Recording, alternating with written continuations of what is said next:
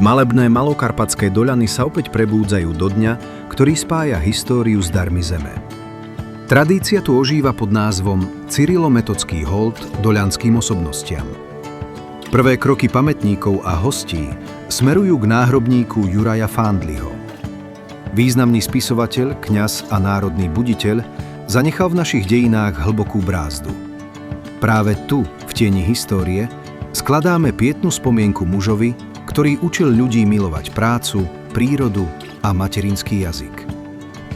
Z miesta ticha sa centrum diania presúva tam, kde sa príbeh Juraja Fandliho začal.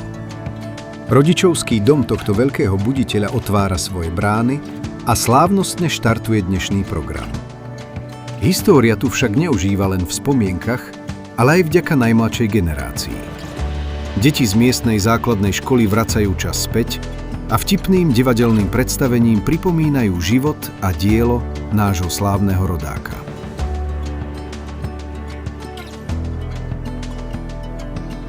K doľanom neodmysliteľne patrí víno a tvrdá práca vo viniciach. Oslavu tohto remesla prináša dynamické tanečné pásmo.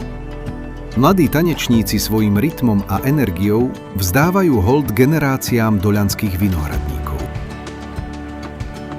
Vôňa histórie sa na nádvorí mieša s vôňou tunajšieho chotára a miestny trh láka návštevníkov na poctivé dobroty, voňavé bylinky, čerstvé ovocie a zlatistý med od domácich majstrov a gazdiniek.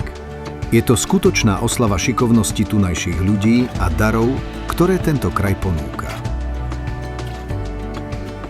Svoje brány dnes slávnostne otvára obnovená komora z 18. storočia, ktorá dostala nový, zmysluplný život. Premenila sa na jedinečnú Fandliho učebňu, kde si malí návštevníci vyskúšali svoju šikovnosť a kreativitu.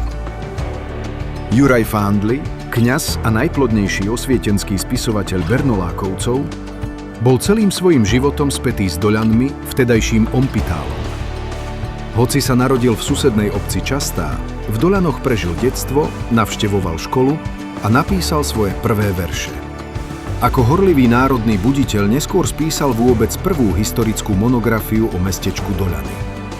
Na sklonku života sa sem vrátil, venoval sa včelárstvu a v roku 1811 tu aj zomrel.